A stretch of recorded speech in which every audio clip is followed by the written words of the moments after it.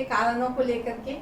अभी तक हमने राजनीतिक कारण और सामाजिक कारण पर गौर फरमा लिया। अब मैं आती हूँ आर्थिक कारण पे। फ्रांस की दशा लुई 16वें के आने के बाद बिगड़ती ही जा रही थी। ऐसे तो बिगड़ी हुई 14 से ही, लुई 14वें से ही बिगड़ती आ रही थी, लेकिन लुई 16वें तक बहुत खराब स्थिति हो गई। ना सिर्फ राजनीतिक क्षेत्र में प्रॉब्लम हुआ, समस्याएं खड़ी हुई, ना सिर्फ सामाजिक क्षेत्र में लोग त्रस्त हुए, आर्थिक क्षेत्र भी पूरी तरह से दुर्दशा में डूबा हुआ था। और यह एक बहुत बड़ा कारण बना फ्रांस की क्रांति का। जब किसी देश की आर्थिक व्यवस्था बिगड़ जाए, आर्थिक दशा बिगड़ जाए, तो क्या उम्मीद किया जा सकता है? जनता क्या उम्मीद करेगी? राजा का क्या होगा? अर्थ जो है एक महत्वपूर्ण अंग है राज्य का, लेकिन हमारे बुद्धो वंश के शौकीन राजाओं ने इस तरह से अर्थव्यवस्था को अपने हाथों से हिला डुला दिया कि 1789 में क्रांति होना अवश्यंभावी हो गया। तो मैं आज बहुत ही संक्षिप्त में आर्थिक कारण को बताऊंगी, क्योंकि ये आर्थिक कारण पिछले सामाजिक कारण हमने पढ़ा पिछली बार, उससे भी जुड़ा हुआ है, और उसके पहले जो राजनीतिक कारण था उससे भी जुड़ा हुआ है। मैंने बताया कि सारे कारण आपस में एक दूसरे से मिले जुले हैं, इसीलिए सिर्फ समझने की बात है और आप उसको एक्सप्लेन खुद से कर सकते हैं। सबसे पहले राजाओं की फिजूल खर्ची की हम बात करते हैं। लुई 14वां विस्तारवादी व्यक्ति था, जिसे लगता था कि फ्रांस का विस्तार होना चाहिए, साम्राज्यवादी नीति का समर्थक था। उसने फ्रांस को बहुत अधिक दिनों तक युद्ध में झोंक करके रखा। ये बात भी सही है कि लुई 14 जो था वो एक राजा, प्रभावी राजा था, उसकी नीति थी कुछ अच्छा करने की, लेकिन उसने विस्तारवाद भी किया, अपने साम्राज्य को उस युद्ध में बढ़ाया भी, लेकिन बदले में उसे बहुत भारी चुकाना पड़ा उसे, उसका बदला। बुरी तरह से फ्रांस जो है अर्थव्यवस्था उसकी बुरी तरह से बर्बाद हो गई। बहुत दिनों तक युद्ध चला। सिंपल सी बात है, जब युद्ध होता है कहीं पे, वह एक विनाशकारी चीज है, जहां कहीं से आ नहीं सकता, वो सिर्फ जा सकता है। जन की हानि हो, धन की हानि हो, वो हानि होती, उसमें किसी तरह का लाभ हम नहीं देख सकते हैं। तो इस तरह लुई 14 ने जो युद्ध किया, उससे बहुत अधिक आर्थिक स्थिति खराब हो गई। चलो ठीक है, लेकिन युद्ध खत्म हुआ। वो अपनी राजशाही, अपनी विलासिता उसकी कम होने वाली नहीं थी, थे शौकीन प्रवृत्ति के थे भाई।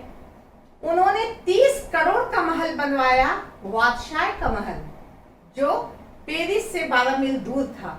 शीशे का महल बनाया, शीश महल। वो इतना सुंदर था कि उस समय के लिए तो वो एक आदर्श था पूरे यूरोप के लिए। मैंने बताया कि वादशाह के महल में जाना, वादशाह का महल देखना, उसके बारे में चर्चा करना भी बड़ी बात थी।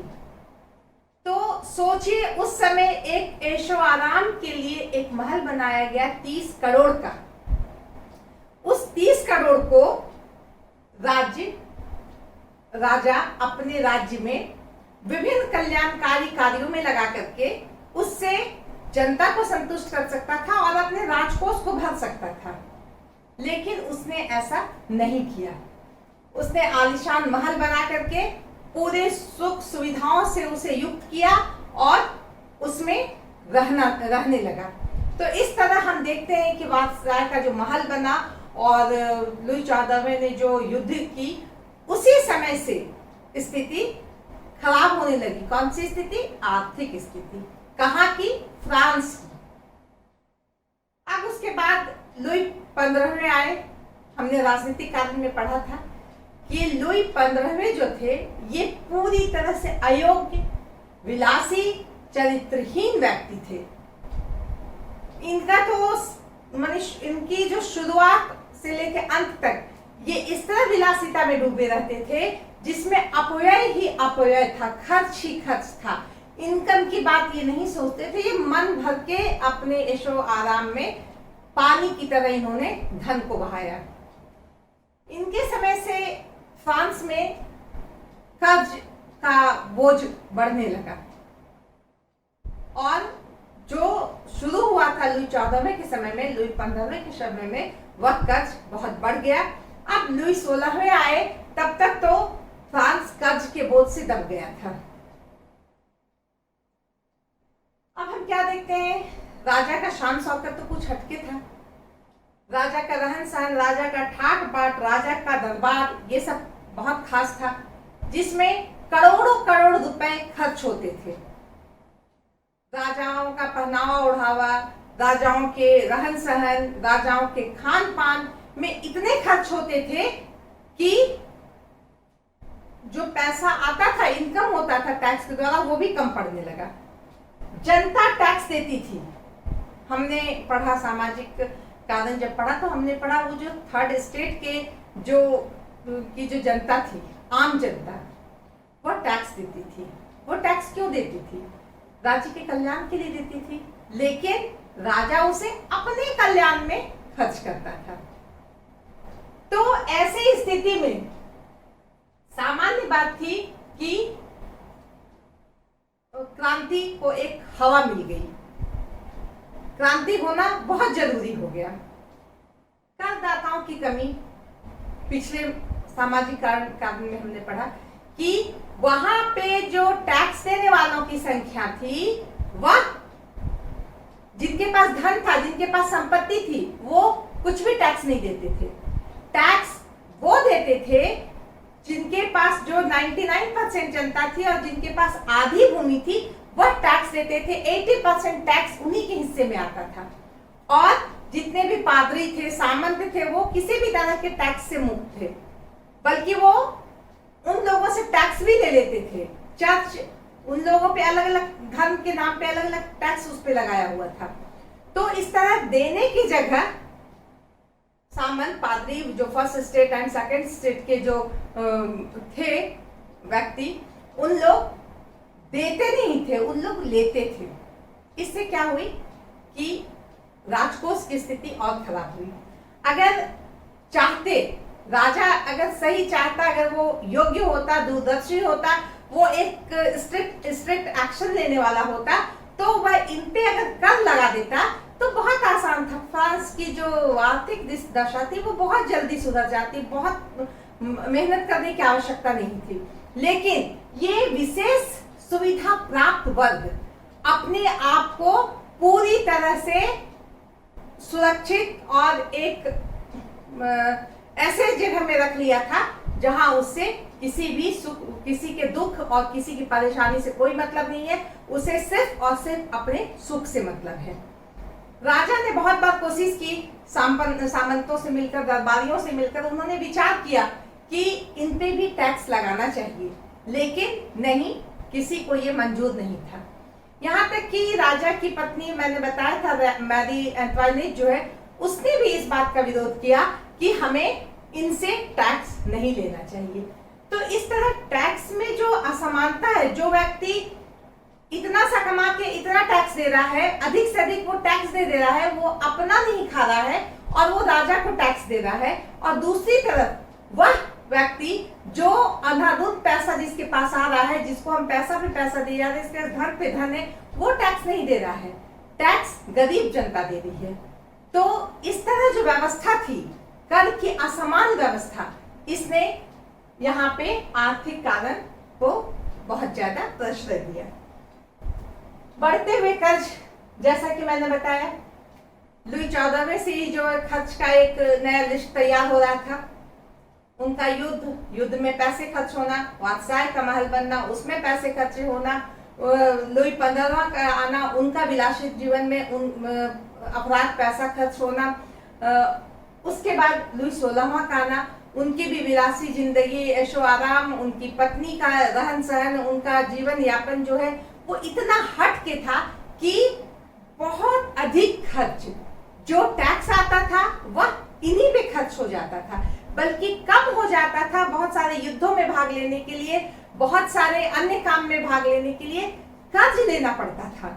इस तरह कर्ज बढ़ता ही गया फ्रांस पर, और जब कर्ज बढ़ जाएगा तो वो कुछ सोच भी नहीं सकता है, वह उसकी स्थिति तो और डामाडोल हो जाएगी, वो खुद से वो गिर जाएगा।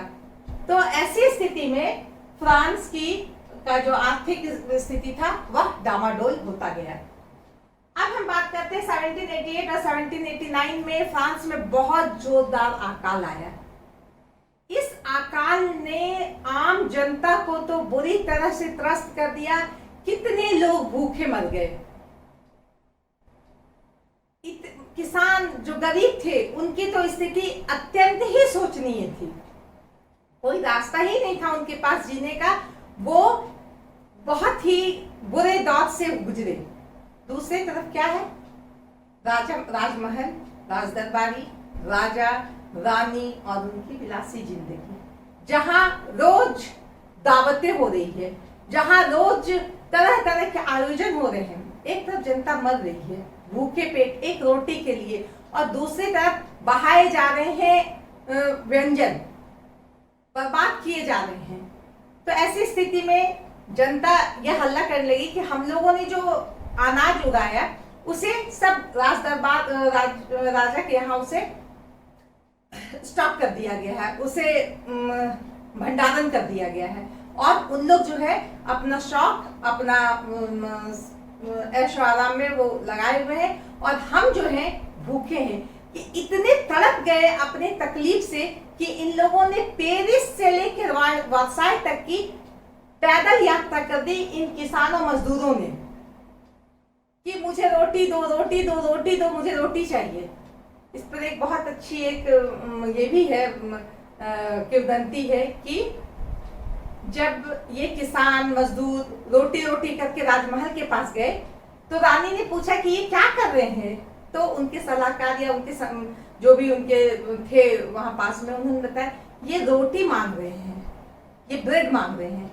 तो रानी ने कहा क्यों, ये केक नहीं खाते हैं क्या? उनको सोचिए, कहने का अर्थ यह है कि वो जो रानी थी, ऑस्ट्रिया की रानी मैरी एंटवाइनेट, उसको रोटी और केक, रोटी क्या होता है, केक का क्या मूल्य होता है, कुछ भी उसको बेसिक नॉलेज नहीं था। जो राजा रानी ऐसे होंगे, जहाँ के राजा, जहाँ के शासक, जहाँ की शासिका ऐसी होगी जिसे छोटी छोटी तकलीफों के बारे में या छोटी छोटी बातों का ज्ञान नहीं होगा, वह उनकी तकलीफ दूर क्या करेंगी। और यह एक बहुत बड़ा कारण बना कि इन लोग यहाँ से गया और राजा रानी राजकुमार को पकड़ के उन लोग पेरिस ले आया। तो ये पेट की ज्वाला जो है ऐसा करवा दी, और यह जो है आर्थिक कारण का एक बहुत बड़ा पॉइंट था कि ये।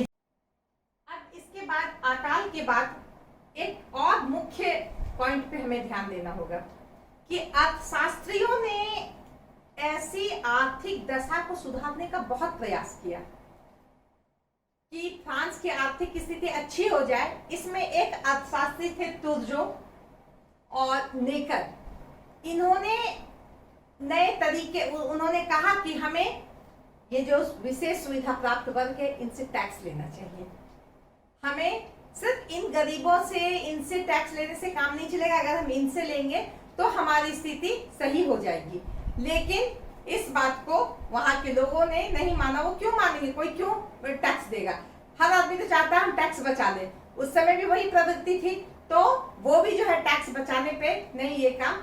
तो इन अर्थशास्त्रियों ने बहुत बड़ी कोशिश की कि फ्रांस की दशा सुधर जाए, लेकिन उसमें कोई सुधार नहीं हो सका, क्योंकि इनके द्वारा दी गई सलाह को लागू ही नहीं किया जा सका। तो इस तरह फ्रांस के जो आर्थिक कारण थे उसने फ्रांस की क्रांति होने में बहुत बड़ी अपनी भूमिका निभाई। धन्यवाद।